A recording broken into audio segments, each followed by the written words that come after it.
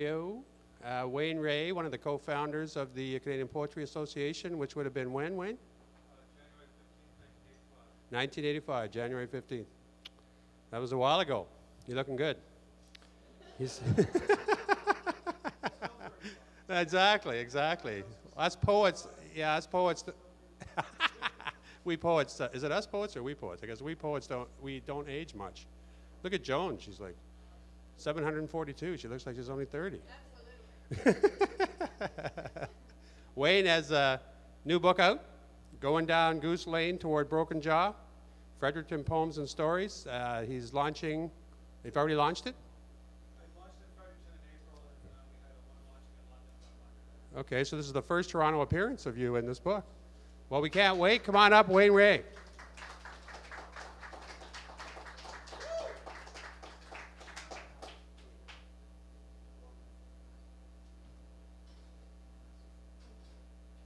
The London chapter, which is mainly myself because James Deal moved away and a few other people moved away. So primarily the London chapter is the resource center, and also we are disseminating information. We run 3 listservs on the internet, and we also do a series of publishing efforts. Over the last 2 years, the last year I've been trying to publish 1 book a month, which is a drain on the paycheck, but then the paycheck pays for the hobbies. In the last 2 years, we've published a fair-sized book of haiku by Bruce Ross, who was from London area, and he was the past president of the Haiku Society of America. And we've also published a book of plays and 2 books of poetry by local London writers. And we've got the Sean Basmajian Award winner. 2 winners this year. We had Kevin Eckhoff from Vancouver and Cornelia Hooglin from London. I didn't have copies of those. I was on the internet the other day, and this was my first book, came out in 1985, and it was being sold on Abe Books for $15. Can you believe that? It sold for like $2 when it first came out.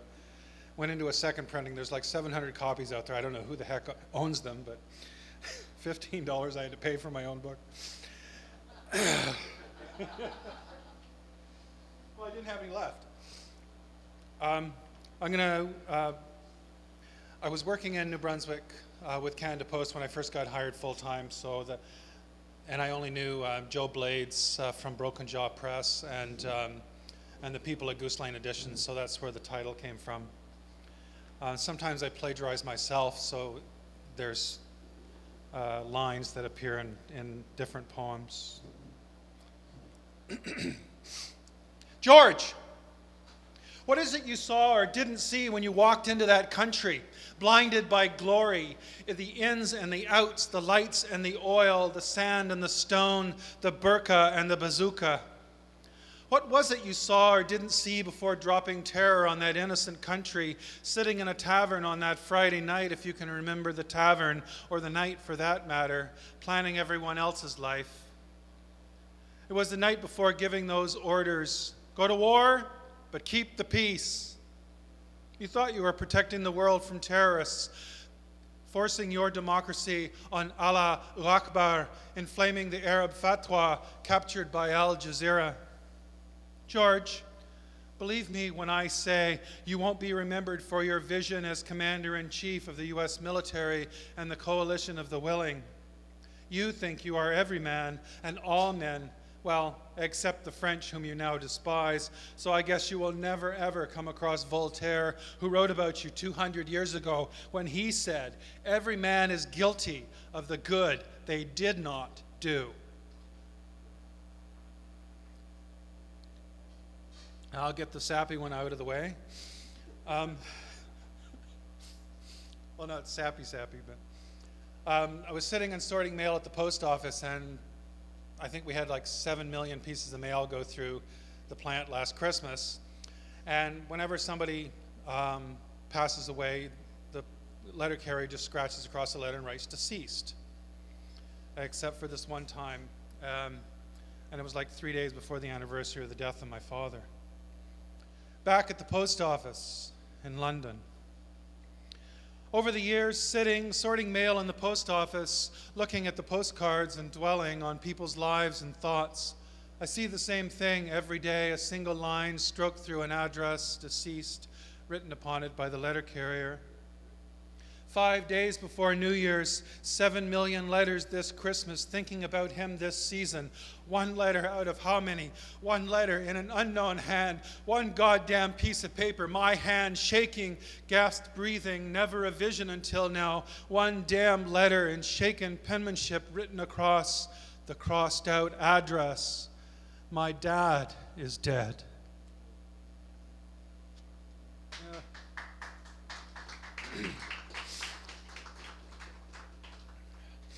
And this one's for a friend of Diane's, or a friend of mine correspondent anyway, for Sandy, the Wiccan wedding.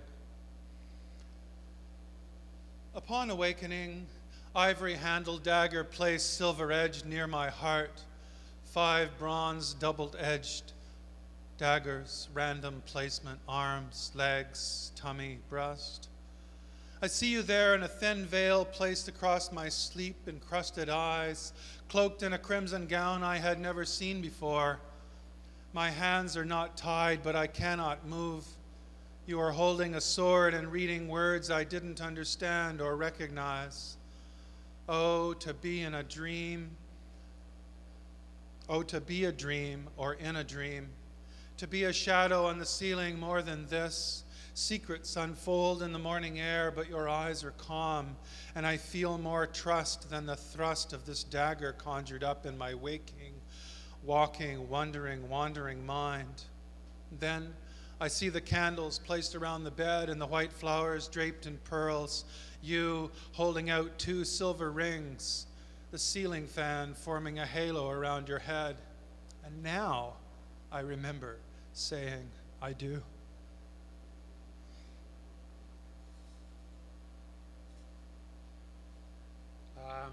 Any suggestions for poetry, death, mayhem, suicide, love?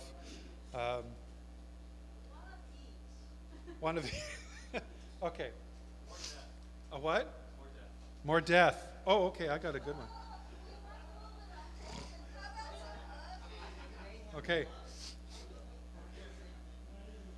The stain on the road. Several neighbors gathered around my car today under the moist gray clouds as I leaned against the door. The stain on the asphalt, fresh, wet, ran uphill, and someone asked how it was to be that road stain near the motor, near the tire, near the car. Well, I said, staring down, pointing across the street to where I had earlier carried her milk-filled body. Well, I said, once upon a time, there were 3 little kittens and a mother and a van. Now there are only 3 little kittens. Everyone else is gone.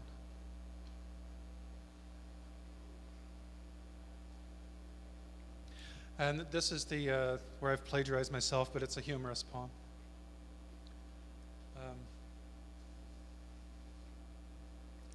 The Whippet Lounge in London.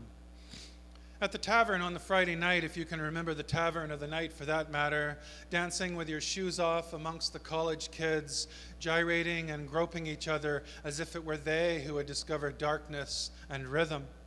Your middle-aged eyes closed a moment, expanding a college memory of your own, running naked on the beach or breathing in your first kiss long ago. Beer sloshing in your brain, sweat, smoke, muscles, breasts, ashtrays, and you lean back in your chair, wake up in your own bed, alone. Call your best friend at noon on a Saturday to find out why your pockets are empty and your car is parked safe but sideways in the driveway after that Friday night.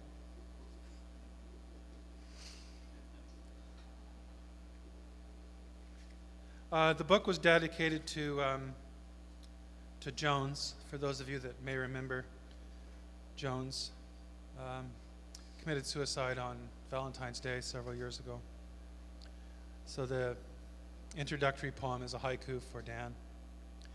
In a dream, they become one, moth and flame.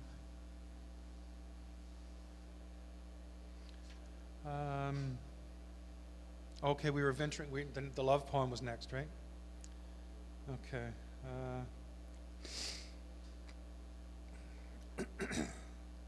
Mother's Day poem? Okay. Right on? Okay. I sent this to my mother. You know what she said? Oh, I got your poem. Thanks. Mother's Day for Chris. Waiting for the spring rains to clear the last of the snow and make way for summer, this day is so cloudy cold. Sipping Irish cream at second cup across the wet street from Goose Lane Additions, thinking about younger brother born half a century ago, this Mother's Day. Not here to enjoy the East Coast sun or this heavy cleansing precipitation or a loving mother who remembers what this day is really for, you and me. If I close my eyes, I see two boys in an East Coast memory running home for lunch from the beach, where she will always call your name. There's a 5-page spread in the April 1979 issue of People magazine. My brother's airplane crashed in the Adirondack Mountains, and a lot of the U.S. Army in the neighborhood were out wandering around for a month or two trying to find it in the deep snow.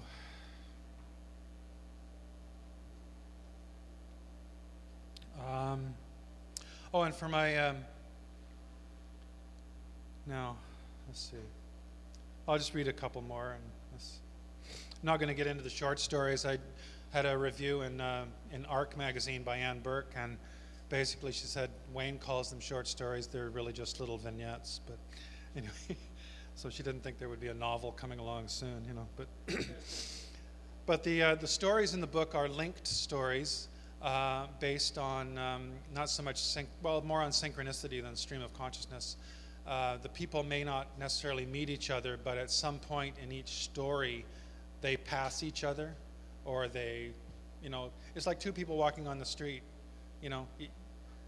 They may meet like 5 years from now. So the story is sort of about that early passing and not the meeting, and that type of thing. They're linked little vignettes and stories. Oh yes, that was what I was going to say in the beginning.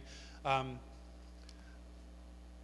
books are $10 each. This isn't show and tell; it's show and sell. Okay. All right.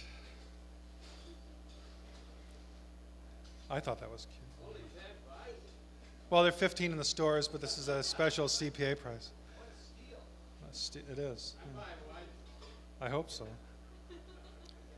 Okay, I'll read an erotic love poem and an end of the world poem. That they should fit together. What?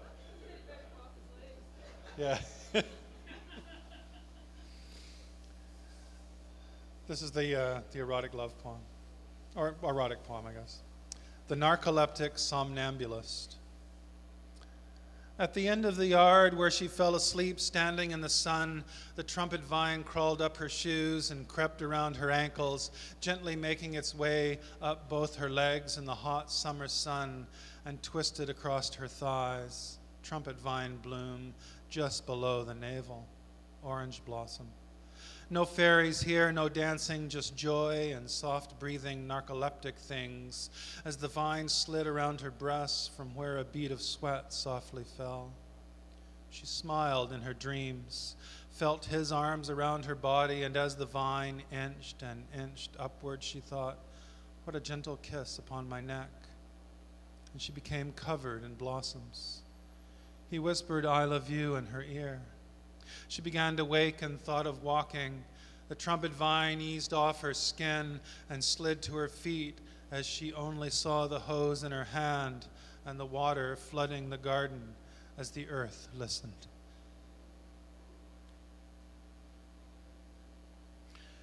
Synchronicity has played a large part in my life over the years, and after I wrote this poem, there was a Maclean's magazine article on global warming, and there was a photograph of North and South America, but the lowlands, I guess it was either Canada or the US, was totally flooded out on the picture on the cover. And this was after I had written this poem about the end of the world.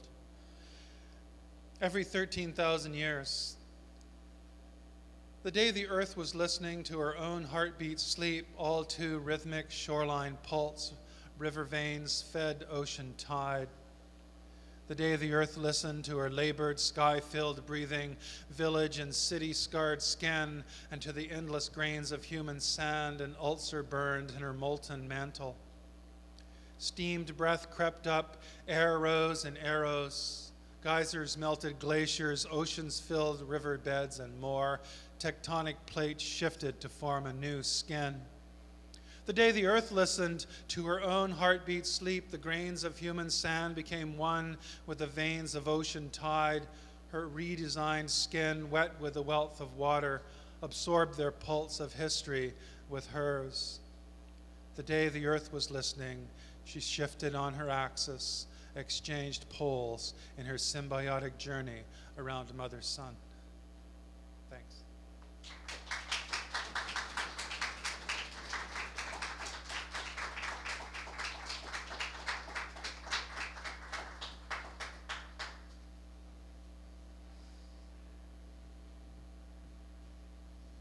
Very nice, Wayne. Great book. Great book. Can I ask you a question about the cover? What is that picture? What is the cover?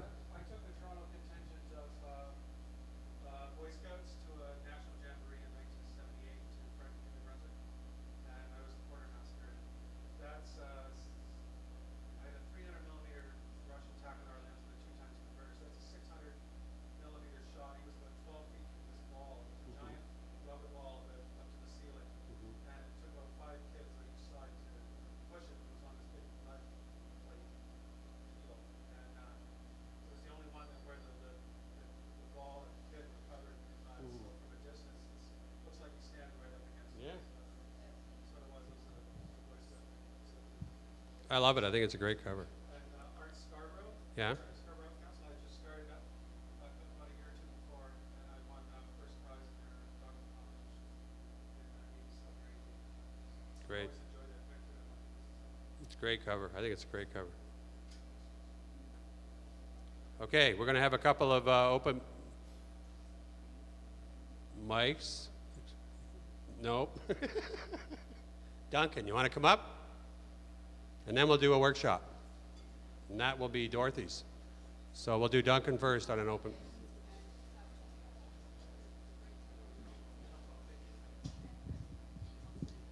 First, I'm going to plug, I sent an email out to some of you who may have got this. I'm going to plug a show this Sunday night at the Free Times Cafe where the poetry features Hillary Peach, who I heard here last night, who was sensational.